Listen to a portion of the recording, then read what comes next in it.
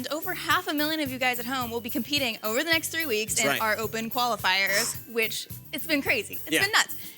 And you guys will make it on tonight's leg tonight, the Coronation days. That is right. 16 people will move on to the arena battles, and then 8 will move on to the crown duels, where one amazingly talented, awesome winner will take home $15,000 out of $100,000 prize pool and a chance to go to the Supercell headquarters. That's right. Again, these guys making it here today are the top players. They are the cream of the crop. And today, if you make it to a Coronation Day, you don't just have that chance to move on. You are taking home first place, $2,000, second place, $500, third and fourth, $300 each, and finally, fifth through eighth, $100. Again, just making it is a fantastic feat in and of itself, and we want to reward people for doing that. Not a bad day. No, not a bad day at all. Now, we have our Coronation Day number 7. We're almost halfway done with our series so far before we get to the arena battles.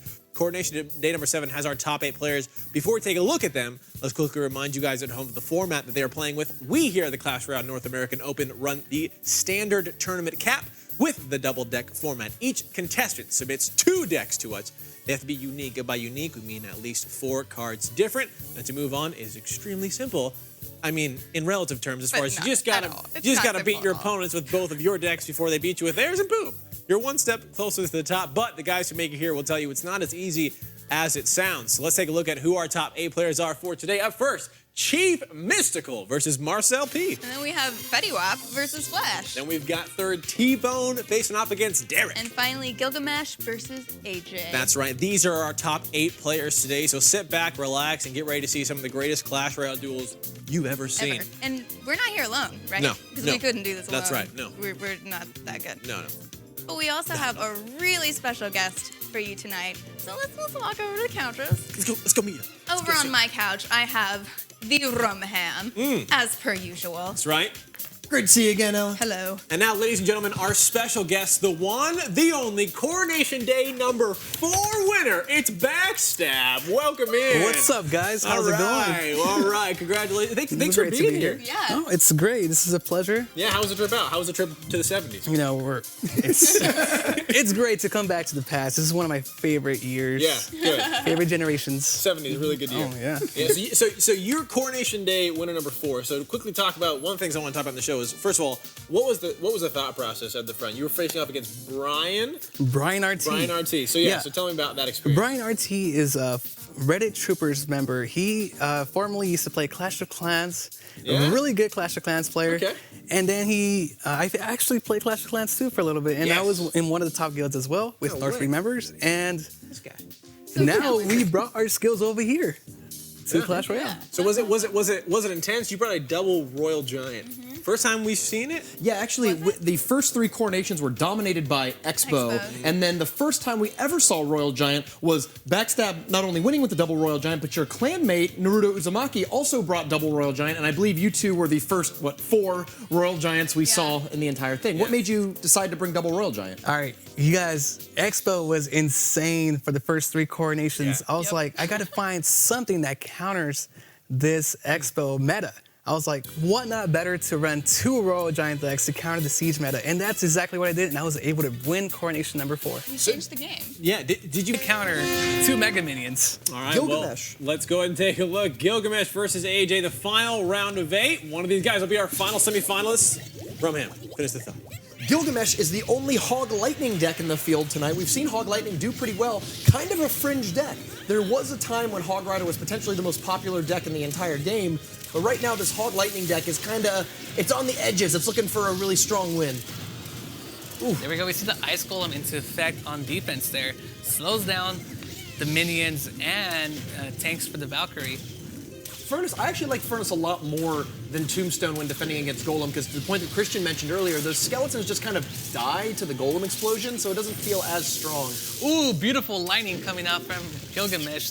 Gets the tower damage and blows up. We see a mere Mega Minion here. Really smart, because there's a lot of times you want to use Mega Minion on defense, and then your opponent makes an attack, and you wish you had another Mega Minion coming in.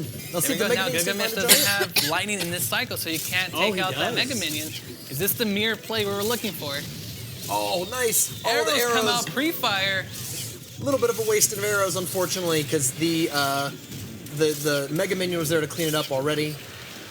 It's okay. Risky play there by AJ. Does not pay off this time, though. The pre-fire arrows. I'd like to see, okay, so what else is he gonna mirror here? We've seen the mirrored Mega Minion, that's probably the best. You could also mirror just the regular minions to a lot of effect. I think that he would normally mirror Furnace, but Golem is such a good answer, even against double Furnace, that I don't know if you'd want to do that. You see AJ here, he used a mirror last time. Once his Mega Minion got lightning out, he just mirrored it once again to stop that Golem. Very interesting play. Here comes that baby dragon back up. And you see how good it is. This is a perfect example. Triple minions normally are going to shred that golem. Only takes 2 baby dragon spits. Take him out. It's great to see the baby dragon just spitting on a bunch of these troops here. Ooh, and that Furnace has really done a good job distracting the golems. And then once it turns into golemites, the fire spirits splash on both of them for a good amount of damage. Oh, the ice golem on defense here again. Oh, get pushed with the log. How much was taken out there? The giant was knocked back, the Valkyrie was knocked back, those fire spirits got wiped out. Second Furnace, remember you can tell that the card was mirrored because it is 1 level higher than normal. Yes, it is. Right. The level 10 fire spirits from the level 8 Furnace. Tournament cap. He's cheating. Furnace. He's cheating. It's impossible. Just when you thought you got away from higher level cards, Mirror shows up in tournaments. Bye. All right, we have the golem pushing in here. Valkyrie actually is going to lock onto those archers to take those out. It's great to see this card coming back into the meta here. Ooh. Valkyrie actually goes back and is going to take out the golems. And remember, the golem with the last balance update, its death explosion now hits air units, and it does enough to kill minions. You saw 2 of those 3 minions get blown up when the golem died. Oh. Makes it very hard to defend against the golem and still generate a good counter push, because so much of your defense just gets blown up when the golem gets exploded. AJ does not have anything to take out those arrows. I mean, he doesn't have any use for his arrows here. Yeah, you're right. There's almost nothing in the opposing deck. I mean, archers. This golem's gonna split, and that should be the match here. That's it! Oh. One more hit. There it is. Gilgamesh taking down AJ's right tower, picking up the first game of our final round of 8 before we move on to the semifinals. One step closer. All right, so let's talk about how do you think AJ played that? How was that? Where did he kind of drop the proverbial ball? I feel like the mirror furnace was kind of where he dropped the ball at. It didn't do too much. The golem just tanked up all the fire spirits, and I don't feel that there was too much use for the mirror furnace. Maybe what he could have done is instead of putting them both in the same lane, you put them in both lanes. Because then if you put them, one in each lane, and then if your opponent ever tries to go this big golem push, it's easier for you to go down the other lane and sort of force them to split their elixir. If I had to guess, looking at the deck that AJ was just playing, it looks like it was probably built to crush Expo decks. The Valkyrie can tank the Expo, the one deck and then chop up all the stuff. Today. We don't have any of those. Yeah, not today. But now AJ has his choice of decks going against a Hog Lightning deck. So he knows that his opponent's going to play Hog Lightning. The downside for AJ is he's got a ton of Lightning targets in both decks. Mega Minion, Musketeer, Valkyrie, Tombstone, Furnace, Bomber. A lot of cards that can get zapped by Lightning. It's really hard for him to play 2 cards on defense and not eat a huge Lightning. AJ's actually playing a cannon as well. Does a great job to distract the Hog, and also great against Lightning because you don't really get value off Lightning cannon. Yeah, that's a good point. Wait, he's playing cannon too? He's playing cannon, yeah. That's also a new card. That's right, that is the first time. Well, you're right, I think that is the first time we've seen cannon. I don't think we've seen cannon at all. And it matches up really well, actually, even against things like Skeleton Army, because it fires pretty quickly. Yeah. And unlike Inferno Tower, it takes a little bit to warm up and things like that, the cannon just doom, doom, doom, knocks the skeletons out one at a time. I have mad respect. Thank you for bringing all these new cards, showing loving it, it. trying to be a meta changer, but right now you are 1 game away from being knocked out. Let's see if AJ can come back and tie it up. Will Gilgamesh be our final semifinalist? All right, Sticking with the mirror deck, if he's going down with his favorite mirror deck. And he does split them up. Maybe he's watching the stream and listening. He's like, oh, that's a good idea, bro. Lightning comes out, takes care of that furnace though. And now he doesn't have a lightning for the other furnace, and that thing's probably going to run its course. Yeah, Gilgamesh is down on Elixir right now. Let's see, the minions are going to take for the Inferno. I was a little worried about those minions at first because I thought, like, oh man, why would they? You don't want them to run ahead and hit the tower. Wow. But then the Inferno Tower came out. Very good prediction there by AJ. Inferno did nothing. This is going to be a tower here, but the Scarby comes out. Look at all that damage coming out. Almost takes the tower. If it wasn't for that Skarmy, Well, and he's got Mirror Lightning, so that tower's basically gone. Yeah, I think so. I mean, of course, the Fire Spirits are going to keep chipping away if he doesn't do anything to block it. I think AJ's pretty comfortable now with that tower going down. The important thing is don't lose a tower. Sure, in the meantime. Right. You've got two things over 2,000 health, less than 2 minutes to go. You can definitely play defense with a lot of strong defensive cards. I mean, Furnace, Mega Minion, Valkyrie Minions, all those cards are pretty impressive on defense. Gilgamesh is in the world of pain. He actually had to use Mega Minion to take the Fire Spirits there. Valkyrie is still going to lock onto this tower. Woo. Fire Spirit's going to jump onto. I don't think there's a lot of stuff in Actually, Gilgamesh is really lacking answers to the Valkyrie. Lightning doesn't kill it. Inferno Tower only works on defense. Mega Minion's really the only choice that he has, because things like Princess, Ice Spirit, Hog Rider, and Skeleton Army are not so hot against the Valkyrie. Wow. Definitely. All right, here we go. We got a better Inferno placement there by Gilgamesh. Is he going to get lightninged out? Might just let it go. So AJ is just playing defensive right now, gonna lightning whatever he can get value off of. Now that is not that's outside of Arrow's range. Arrow's, I believe, does 99 damage at tournament cap. Ooh, but if he mirrors it. But you're right, that would be a little more. True. Here it is. Do it. Do it. Mirror the lightning. No, Oh, the gonna minions get come two down. shots off. Ooh, only gets one. The minions are so fast to react here. Oh. Valkyrie versus Princess. And Mega Minion has largely replaced Minion, so when you play both, it's actually cool to see them side by side how powerful they can be. Let's see if this Mega Minion can make it across the river and kill that princess. Here we go. We got the Hog coming in versus the Valkyrie. Double Valkyrie coming out. Valkyrie. You're gonna let that Hog get one shot only. The bane of skeleton armies around the world. Just the blender. Look at the redheads pushing in here. Ooh, the lightning comes in, takes the tower. The log actually pushes the Valkyries a little bit forward. It looks like that's going to do it. AJ tying it up against Gilgamesh. We're going into game number 3 here for our final round of 8. Congratulations, AJ. We're seeing just literally like you said from him. I think if he mirrored that furnace on the other side, it'd be way better. And he does it, and he gets the tower and wins the game. I think that was really a tale of two matchups. I mean, we saw there in the first game, Gilgamesh's Golem deck with Baby Dragon just had a lot of great answers for the cards in AJ's Mirror Furnace deck. But in the second game, that Hog Lightning deck is just didn't have the matchup, right? Poor guy. But we're going in, both players have to play their alternate deck. It's going to be Hog Lightning against a kind of classic-looking Giant deck. It's got Giant backed up by Bomber, Musketeer, Mega Minion. The Cannon is going to put a thorn in the Hog Rider's side, but of course it's also going to walk into Lightnings. So how does the Bomber come into play here? I've never really used that card. I've never really liked it. What is this? Bomber is a very him? fragile card, but it does a ton of damage and it does AoE damage as well.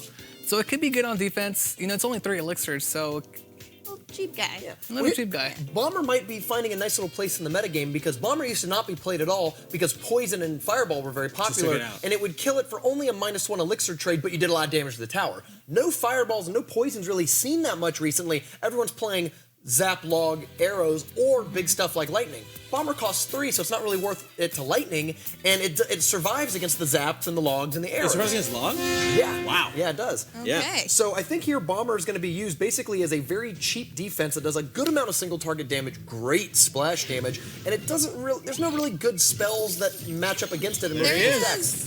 Let's watch him go. All right, there he is. There's the little guy with his bomb. Is he gonna lock onto the Inferno Tower? Yes, it is, but it's not in time to take out the Inferno from taking out his Giants.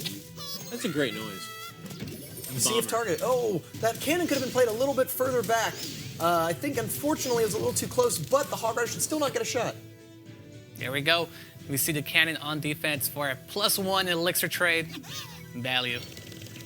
Gilgamesh is actually at 10 elixir, but leaking. That's the big challenge. Is you never want to leak elixir because you never know if you actually have an elixir trade. And if you even have something as small as a 2 elixir advantage, don't just give it away by passing and not playing anything. Really try to commit things to the board in order to make the most of it. The reason sometimes people leak elixir is because they don't want to overcommit in play. They want to play defensive and then see what their opponent plays to counter it. Oh, the Bomber. There we see it in action, taking out the Skarmy, look at that hitting one the skeleton. Hog. The one skeleton almost takes out the Bomber. Bomber will not threaten the tower, though. So low health, such short range. Boink, picked off at a distance, but we see the value now of that card. Yeah. That's why you would play that I Bomber. might use him now. The cute little guy too. Got big old goggles. We've got if you ever want to use them, you can just take the head right there I off know, of. I like the our studio version. Yeah. Super adorable. We got the Musketeer kind of split to take out the Mega Minion here. I think she's it's one tile over the side, so unfortunately she's not going to back up that giant. But she is going to lock on into that Inferno Tower. Is that what AJ was looking for? AJ does not have a zap in this deck, unfortunately, so if he's going to make a plan to beat the Inferno Tower, or it's got to include saving 6 elixir for lightning. Here he goes. He's going to save it, save it, save it. Here we go. The lock pushes the bomber back, plus the Princess Splash does take it out. Skarmy comes out onto the Giants. Gonna make quick work of him. And you see the difference here, why so many people are preferring Golem over Giant right now, is because those Skeleton Army defenses, well, it would just blow up. When the Giant dies, it would just kill the Skeleton Army for free. Yeah. Definitely. Tombstone and Cannon gives him 2 separate 3 elixir cards. That Hog Rider is going nowhere. Doing nothing. We got 2 great defensive decks right now. Yeah, let's talk. I mean, look at this. Both towers are essentially pristine until that Musketeer took a few shots on it, but all 4 were over 2,000 health.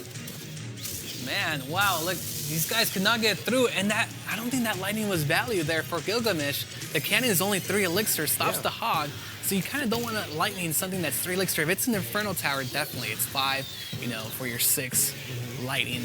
And there we saw the lightning come out, just does a little bit of damage to the tower and takes out the cannon, but the Hog still did not make it through. I wonder if both players are thinking about going towards more of a lightning cycle. Like they're willing to take bad elixir trades, but as long as they're getting damage on the tower, because I think both realize that there's not a lot of openings for them. Well, are we seeing a spell cycle battle? Maybe. I was going to say, because as far as the damage that was done so far, it looks like this might be going into overtime, because 3 minutes, I don't even not sure enough damage would be done if they kept the cycle up. AJ did not feel confident about his giant push there, just lets it get taken out by the Inferno here. Yeah, I think AJ's, I don't know if that's just nerves or if it's part of the game plan, but I feel like he's letting way too many of these giant pushes get thrown away. Like, there's going to be an Inferno Tower, so just be ready. Plan out your pushes that involve playing a lightning along with your giant. Don't just let the giant die to a 3 elixir skeleton army. Oh, this is a good push coming in from AJ. Takes out the Mega Minion. Ooh, plus the log on the Tombstone, but no, he has a cannon as well. That log did everything. It killed the Tombstone, hit the skeletons, hit the cannon, hit the bomber. So many things went down. This time the Musketeer's played on the right side and reaches the Inferno Tower. Musketeer's onto the Inferno, but the Skeleton Army is going to take out and back it up. Wow. Ooh. Impeccable defense from both opponents. Wanting on to move on to the semifinals. No one wants to lose here. You're right. I don't think they're going to. Yeah, I think losing is not going to be the problem. And the cannon keeps pulling it over. We're going to have our first draw of the night. Already down to 1 minute and 35 seconds remaining into the match here. Ooh. Let's see a crazy curveball. What could happen right now? Yeah. What could take down the tower? It's really hard because the cheap cycle of AJ's deck. I keep like, maybe he just doesn't have a cannon or tombstone. But that's really never going to happen because of the They cheap. always do. It's double elixir too, right? So you only have to play something like a Mega Minion or a Bomber, both of which are good against those Hog Rider pushes to get back to one of your 2 buildings. There we go. We see kind of what Gilgamesh has to do is just poke with Princess, catch AJ out of cycle. There we go. He uses the cannon to take out the Princess. So now his Hog may be able to get through. All he has to worry about is the Tombstone here. There we go. Tombstone breaks. There we go. The Hog is going in. Lightning here. Lightning. 1 shot. Oh, too late on the lightning. But 384 HP. All he has to do is cycle his lightning and 1 more log. Can he do it here to move on to the semifinals? I think you're right. He's got to go right. Oh, the Bombers predicted really well to stop the Skeleton Army. The Skeleton Army is so big, does so much damage. The next giant coming in, I don't think he's got to log it. We see AJ knows exactly that he has to keep the pressure up, or else he's going to lose this match. There's a log. There's a log. Are 2 we going to more see lightning? elixir. 2 more elixir. There we go. This is 3, 2, lightning. 1. He gives it to him. Gilgamesh, when we thought we were going into overtime, said, I'm putting it into hyper gear. He goes on to the semifinals, joining Derek, Flash, and Marcel P. Congratulations. What a match. Reddit Alpha, so many heavy hitters. Remember, last time we had 2 Reddit Alpha members in the finals against each other. Yeah, they're battling against each other. And now we have 2 totally different Reddit Alpha members in the top 4 Yeah. who could theoretically meet in the finals. Reddit Alpha. Where's Hammer at? Hammers is right here. That's what you won. Hammers did win. Hammers did win, Dean. Well, congratulations again for moving on. What you guys are seeing right there is our next broadcast. So tomorrow, Thursday, 8 p.m., that is when we're going to be back here with some fantastic more and more battles. Yeah, and my new boyfriend. Oh, the Bomber. We got Bomber. Hey, ladies and gentlemen, welcome. This is Bomber. You guys are even dressed the same. How cute. Yeah. That's great. You got the red and gold combo going on. I like that. We're AJ destined to be with each other. You had the most creative decks of the night. Absolutely. Keep playing off meta. Keep doing your thing. But tonight is not your night. You were so close, AJ. Goodbye, Definitely AJ. next time. So let's take a look at the replays here. The first one, we have a Golem and a Lightning. Backstab, walk me through. What's going on? All right, here we go. We see the Golem coming in, gets the lightning value onto the furnace, pushes the Golem onto the tower here, and then just the hits coming in, the explosion any second now, boom. So much damage coming onto this tower, and the log just for safekeeping. GG. Golem's slow, but does a good amount of damage, and that explosion does a very underrated amount of damage. If the Golem gets close, just the explosions of the Golem and Golemites is pretty threatening. In this match, we see yet another lightning. I think the key there in the final game was Gilgamesh recognized that, all right, if I'm going to win this game, it's not going to be with troops. Right. It's going to be with unblockable spells. Even though they don't do that much damage, if I can get 3, 4... Take a look at who that little green guy is. Look at that green guy in the barrel. Look how happy he is. He's actually just elated. Flying through the air. Here's the thing. There's two others below him. time. Where are they? I don't know. Yeah. That's a good They question. also It's like, you know when you see those like 3 kids in a trench coat sort of trope in movies? That's the goblins. They're stacked up in the barrel. Yeah, I think Derek. To be honest, I actually think that minor control, where you have the Inferno Tower, you have the spells, you have the chip damage, is actually probably what you want to go for. You have make sure you have the flexibility to go under, as Rumham so eloquently explained to us, under these big body decks, and then have the tools to soften the blow of the incoming Golem push, and I think that's exactly what minor control decks are designed for. Giant Bowler, of course, we talked about how Golem decks were designed to go over them and really push through against these Giant Bowler decks, but I think Giant Bowler still holds. It's not a impossible to win matchup, right? I think Giant Bowler holds the benefit of being a little more lean, a little more flexible, right? And that's really what Derek has to be focusing on if he wants to win this match. The worst situation for Gilgamesh is in a crucial game, especially in overtime, committing the Golem to the board, and in that moment, Derek goes under with the minor Goblin Barrel, Princess at the River, Minion Horde, right? And it's going to be faster, and it can usually take that tower first, which of course can win you the game in overtime. Gilgamesh, he's got the Golem Baby Dragon deck. We've seen it be very, very strong. I love it. I'm not going to root against it. Reddit Alpha, though, bogarting all of the finalist spots here if Gilgamesh wins. What does this world come to? Crazy. Hog Lightning, though, a great way for him to go under the...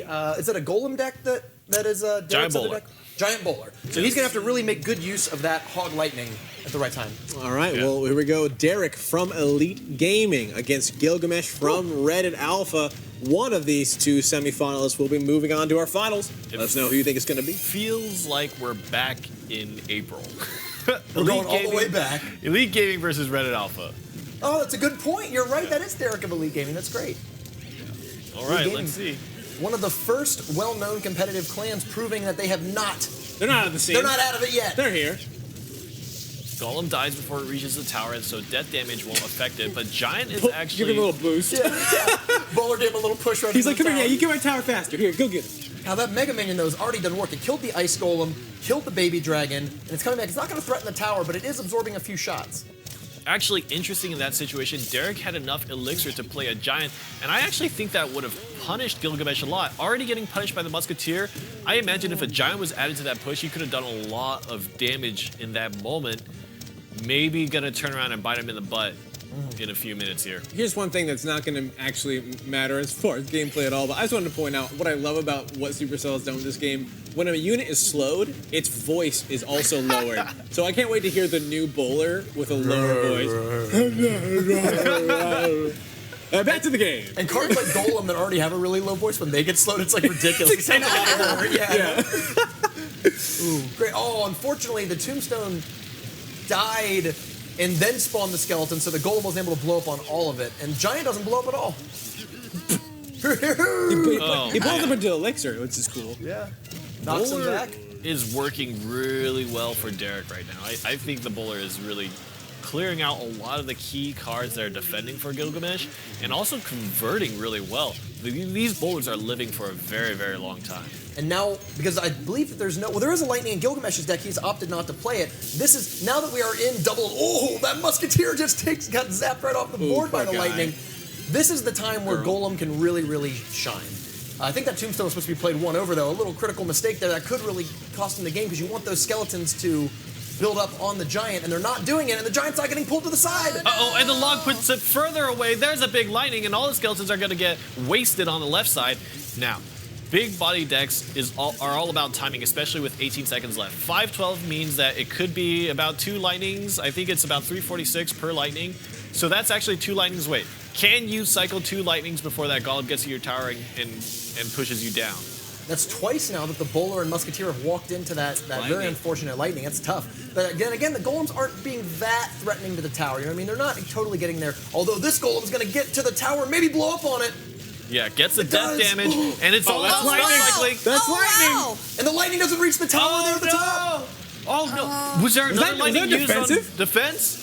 No, Gilgamesh taking that one against Derek. 1 game up, 1 game away from And look at that. That's a great example of going over the Giant Bowler deck. It looked early on like the Giant Bowler was doing well, but once the double elixir came out, once both players were just flooded with elixir, the Golem deck had the ability to go, you know what? I'm playing my expensive tank, I'm playing my expensive spells, and you can't do that much about it because you don't have the ability to go under my strategy. Giant Bowler's not a fast deck. There's no quick attack in there. So once Gilgamesh has committed to Battle Cruiser Clash Royale, he's just got the bigger ship. All right. Okay, well, so if you're not going over or under, and you're the person who is going being over or under, you're making the- what do you do? You're the What, like- mid-range. Yeah. Mid-range is the term, right? Yeah. Okay, if you're mid-range, what could you have done? I think you want to make sure that you can do one of 2 things, right? You can split push really well.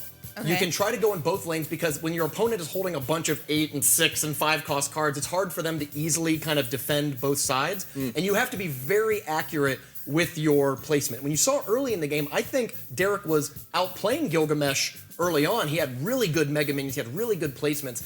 But near the end, he started to walk the Bowlers and the Musketeer into some bad lightnings, and that started to make him lose his elixir advantage Slowly and fall but surely. behind. I That think that lightning. if he had split them out a little much and not really walked into those big spells, I think that he probably could have pushed it. He was only 400 some odd damage away from winning. And it could just come down to just a little bit of elixir lost in those bad trades. Ray, I want to talk about how important we talk about, if you get an elixir, you're down elixir, right? Someone got a 3 for a 4, so you're like, oh, they're ahead 1, or someone getting a free tombstone on the field. How hard is it to come back from being down? Is it easy? Is it like, oh yeah, there's just certain things you can do as we're going into game number 2. Gilgamesh went up. The best thing to do in that scenario is to spend some of your money in the bank, right? Your tower health is money in the bank. Use the tower health. Yeah, Okay. you use your tower health to buy yourself back into the game, and just understand that if you execute a push well, it doesn't matter how low your tower health is if you're the one that ends up taking more towers or has a tower down by overtime. All right, now Gilgamesh has to use this final deck. Do you think it's a good matchup for what Derek's bringing, or does Derek have kind of the upper edge here on him? It's kind of tough. So he could have played the Giant Bowler deck. I'm actually surprised that he didn't play Giant Bowler because he's going against a Hog Rider deck, so the Bowler would have been really, really strong there. But there is it's Hog Lightning, so I don't know how much he was maybe worried about getting his Bowler lightninged off the field.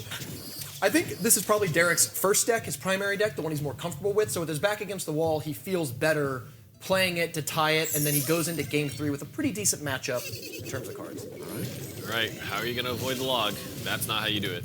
All right, buddy. Mind game. One other thing about the kind of going under and going over, Hog Lightning is definitely a fast attacking deck compared to a Golem deck, but it's not nearly as fast or aggressive as the Hog Cycle decks that we used to see. And in this way, the Giant Bowler, the mid-range deck, actually does really well against this sort of like, oh, I'm fast, but I'm not that fast, I'm not that powerful. Hog Cycle would murder a Golem or a Giant Bowler deck, but instead, I don't know how it's going to do against Hog Lightning. Skeleton Army being used on defense against the Hog Rider means that he's taking a little bit of chip damage every time that the Hog Rider is played, and that's really what the Hog wants to do.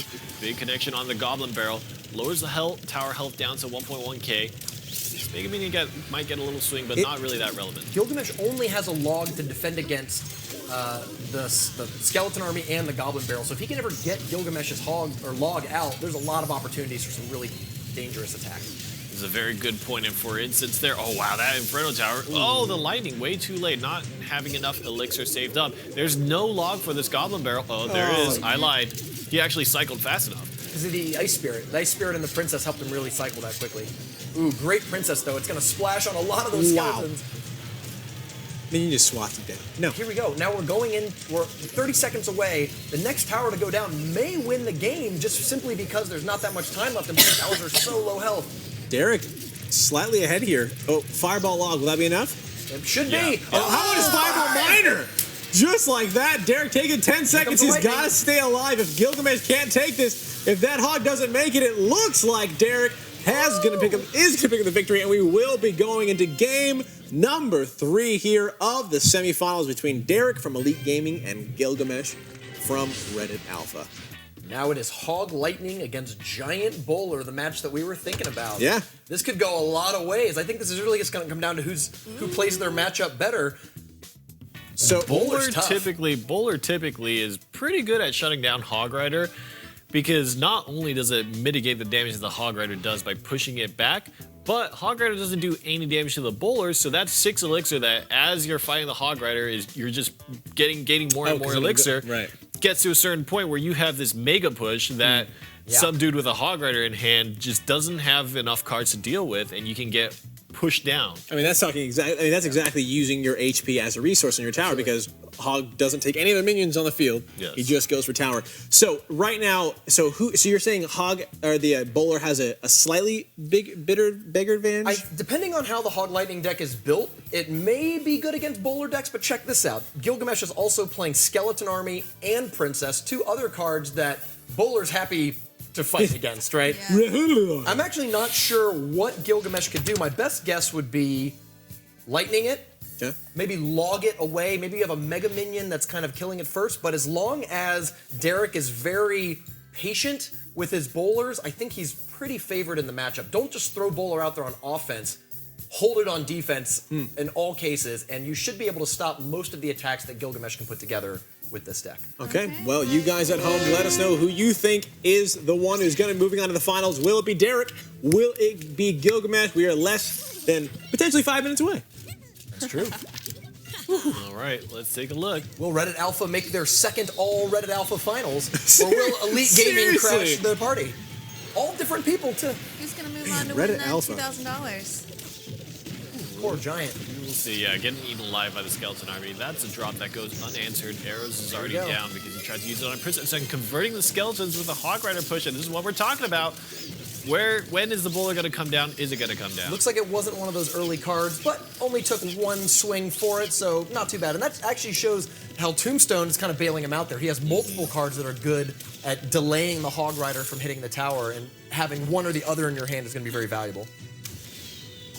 What is your answer to Princess? Musketeer should be in his hand. An arrow it instead. That means that Skeleton Army is going to be really key. I think he wants Skeleton Army to come out so he can bowler it. Oh, Oh, a little early. Bowler early. Again, that's like actually the worst situation of all situations to play bowler. All right, Because let's see. the Mega Minion's killing it. It almost died on its own. Now he doesn't have bowler for the incoming Hog Rider. That's going to be played right now. Here we go. There it is. Look at that. A rum ham. I guess he's relying on Tombstone, but then you're asking to get logged like that, Man. right? Like you're asking for the log to Here we come go. and 1, wipe it out. 2, 3. Oh, Yeah, that's 2. already a big win against a giant bowler deck. If your Hog Rider can get 3 Yeah. swings, that's very rare. Yeah, Derek just needs to just like literally don't play the bowler. There's nothing that is worth casting that bowler. Just wait until. That's one of the reactions. Skeleton Army or Hog Rider. He's Right. going to try to get the chip damage here. It's a good way to cycle, right? Gilgamesh just wants to get the card out of his hand. If his opponent doesn't react to it, it's going to take an extra 100 damage, which he's happy to take. There it is. Bowler in the back, and Musketeer will take down the Mega Minion before significant damage taken. But that was bad placement. Even then, the bowler behind the King Tower, like, again, he was... I think that bowler was played prior to seeing the Hog Rider. He was playing it like an investment play, but in that case, you're better off just doing that with the Giant, as opposed to the bowler itself. You're right, because when they get there, just play the other one Yeah. Like, you need bowler standing in front of your King Tower. when you see the Hog Rider. Yeah, against anything, right? Against the Skeleton Army or the Hog Rider. Uh-oh, here we go. I mean, one Tombstone? swing from this Oh, hog. wow. And watch, here comes the log again. Maybe not. Maybe just going to let it happen. Well, Once there's you- how you want the bowler. Look at that. Hey, again, he heard you. There's a lightning. learning from your Oh, mistakes. this is it. Log B. range. It might be a little bit too late. He has to leave that Princess alone. Does not have the time or the elixir to deal with it. And the great distance, too, away. So is that... That's it. Yeah, That's it. I think that's Yeah. it. That's going to do it. Gilgamesh Reddit Alpha is moving on. Elite Gaming just quite couldn't make it. But they did make it to the semifinals. Congratulations there for Derek. But Gilgamesh, moving on to our finals to join up against Marcel P. And here's the thing, Derek, clearly very, very strong player, but that shows the value of knowing every single matchup Yeah, in and absolutely. out. You have to know exactly what to do in every matchup if you want to be a Clash Royale North American Open champion and go to the arena battles and the crown duel. Thank you, Derek. We'll see you again, but tonight, don't. And now we all know out. that you don't do that. You don't play that way. Hold them bowlers. Hold the bowlers Hold against the the Hog bowlers. Rider. Let's go and take a look at our replay of that semi-final match. Really, I think that Gilgamesh demonstrated how effective it is to just have good use of Elixir, especially in double Elixir time, where your Golem deck can really play expensive, powerful cards in conjunction with each other to give really, really high-powered effects. And I think that that really was a big winning point of playing his Golem deck. Interesting little note there. He hit the King Tower with his Lightning. He wanted to make sure that he played it in the edge and not anywhere in the middle of the field to catch anything that might have been higher health than the tower. Really key log play there. Log takes out about half the health of a tombstone, so if you see tombstone around 60%. I was told really early on in my life, and so now I can't believe anything else. Right. I think Bowler is great against Hog Rider. It is. But in the Coronation Day, I feel like the tapes say the opposite. Marcel P doing what I don't want to see, which is playing the bowler early. Like, I'm not, like, could have been anything else, you know what I mean? Like, is there really nothing else in the deck to cast? But here's the thing, because now here's the thing. The Skeleton Army's going to come down the right side, as is the Hog Rider. There's no bowler for either of these cards. The log's out. Oh, yeah. Ooh, Musketeer tags onto the Hog Rider rather than the Mega Minion. Actually, that works out okay. How Yeah, are you it's going not to too stop bad. the Inferno Tower? Kind You're of got not. bailed out there, for Yeah. sure. But don't do it again. But don't do it again. Here's the thing. The nice thing is that Marcel P has a log in his deck, so he has, he has basically double bowling type effects against the Hog Rider and Skeleton Army.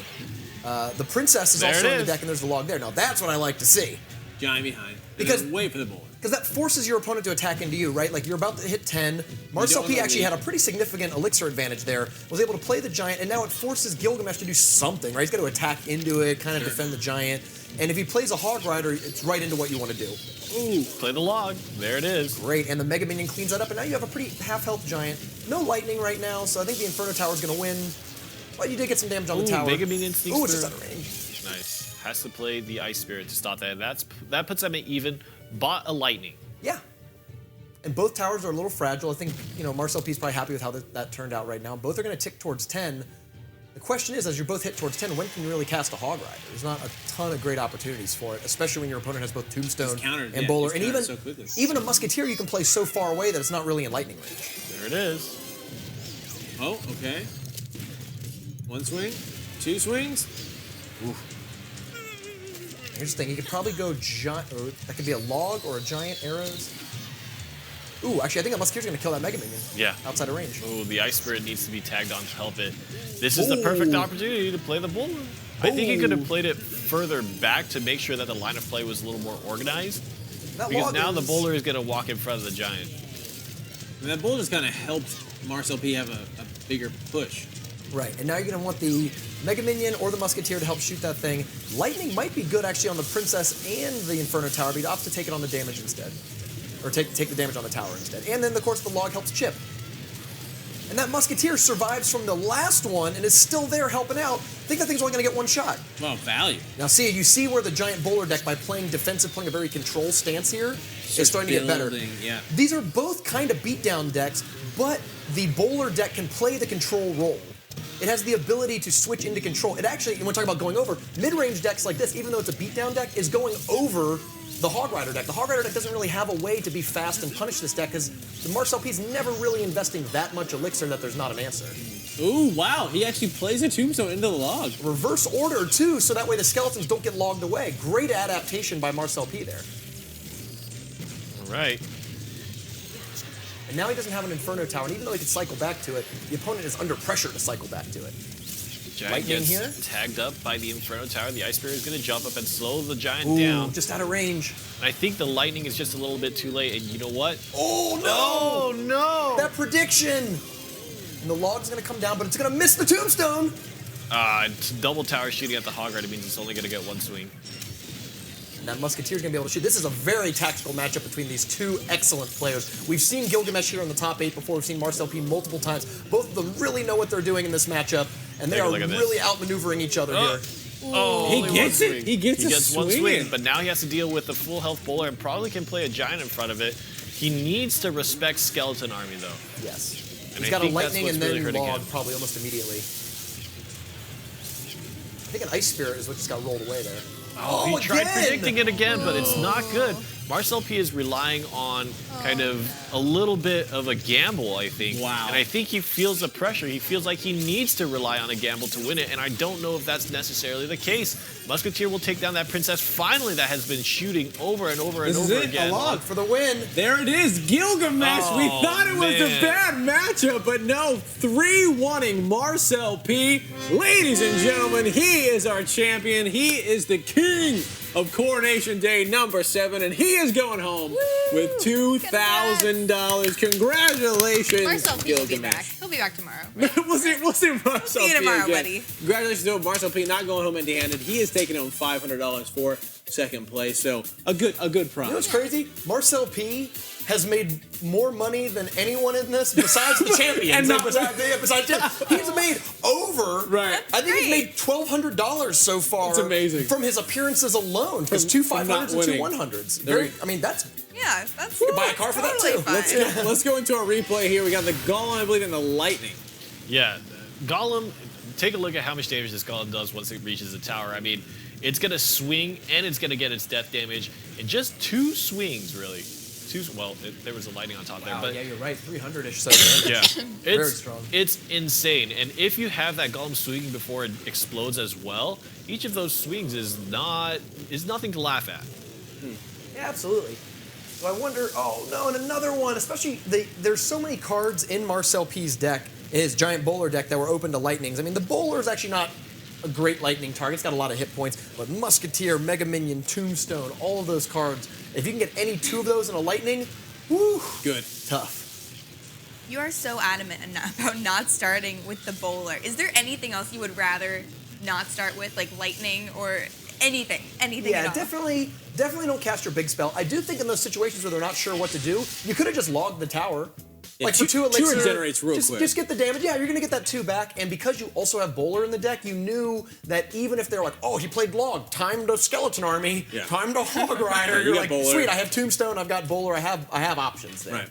All right, well, let's now go ahead and pull up the bracket before we do our final congratulation of the day. Rumham Rainey, walk us through a quick recap of Coronation Day number 7. Well, for one, Backstab. Backstab was here. Backstab was here. Great special guest. Yeah, great special guest and handled most of the round of 8. Sad to see Chief Mystical, his buddy, his comrade in arms, get taken down by Marcel P. Hammer Esports. But yeah, Marcel P had a very interesting journey. Chief Mystical, then against Flash, and finally against Gilgamesh is not an easy run. Discounting, and this is discounting anything that he had to deal with before the round of 8, right? But that is not an easy run to take. It's just such a shame that again, in the finals, he gets shut down. And I think another story is the big clans, the big guilds in this game are really coming together and showing their consistent dominance. Every one of the top 8 matchups had at least one player from a notable named clan. We saw Elite Gaming, we saw Takeover, we saw Reddit Alpha, we saw Hammers Esports. These are the same names, the same clans we see over and over again every Coronation Day, and they're just showing that when you are with other good players, when you can deck build, when you can practice with the best, you become so consistent that you can cut through tens of thousands of people to continually make the top 8 and earn your ticket to the Over arena and over. battles and a couple $100, maybe a couple thousand. Yeah, he's racking Maybe up, a car. racking up the chain. Maybe a car. Yeah, that was. That's awesome. He's got dreams. You gotta have a vision. You gotta have a vision to move forward. Reddit Alpha might be pulling away from the pack now. The Reddit clan system has 3 of the 7 Coronation Days under their belt, and that is the second Coronation Day where both finalists are members of from the Reddit same clan. Alpha, their lead clan. Yeah. So not only is Gilgamesh taking home $2,000 and a chance to move on to the crown duels, but he's going to be remembered throughout Clash history. That's right. So if you want to be like Gilgamesh, go to ClashRoyaleOpen.com where you can sign up and be the next Gilgamesh tomorrow. You can do it tomorrow or a little later tomorrow. That's right. But it's going to be even greater. Yes. Late night party time. Later and greater tomorrow. That's our broadcast starting at 8 o'clock p.m. Giving the West Coasters an opportunity to get in here and get your Clash Royale North American Open monies. Backstab said he's going to be in it. We'll see if we can see him in the top 8 again. So he'll be playing. You guys can, if you're not at least playing, cheer for. I know a lot of streamers, they stream the Open qualifiers up in this. So make sure you guys go and support them. So congratulations to our future winners, because they're all going to be fantastic. We're not even halfway done. No. Well, wait, so we're 7. Yeah. And tomorrow's 8. And then tomorrow will be our halfway mark. Yep. So You have so many more chances. Yeah, that's still. right. That's right. So you guys, make sure you guys get in there and participate, because it's going to be absolutely phenomenal. Any final thoughts here of the day? Quick things you want to say? Why do you have a meme on your notes? Well, I was so we didn't do our corner today, and I was gonna, I'm the only one without a legendary here, and you asked me how does that make you feel, so I decided to totally draw this, and I got. Yeah, that's that face when Ella, who started playing 2 months after you, gets a legendary right. before you. That's what's most ridiculous about this. I can't wait to go home I've and opened play up with so my legendary. many chests, and I have yet to see one. So, hey, but it's okay. I love it. Hey, Supercell, I love it. I absolutely love it. It's great. My spawner. Hey, buddy, get good. Get to Arena 9. You can just buy one out of the shop, buddy. Just go pick That's it right. up for 40 Gs. I got to make it there first. That's the key. But no, I love it. I think the next one that's coming out, we have 4 teasers. Tornado's already been revealed. The next legendary, I'm already calling it. It's a spawner. It's a spawner legendary. That's what it's going to be, because it's going to go for my spawner deck. Please, Supercell. Please, Supercell. He needs please. something. The loyalty to Spawner, that's why you're not in. That's why I haven't Got quite. him. That's why I haven't quite made it yet. All right, well, guys, that is doing it for Coronation Day number 7. Thank you all for joining us. On behalf of everyone here at NG Studios in beautiful Burbank, California, this has been the official Supercell Clash Royale North American Opens. That is Rumham Rainey. We had Backstab. Yeah, I'm Ella. I don't have a legendary. The most ridiculous night. I can't wait to go play. I'll get it one.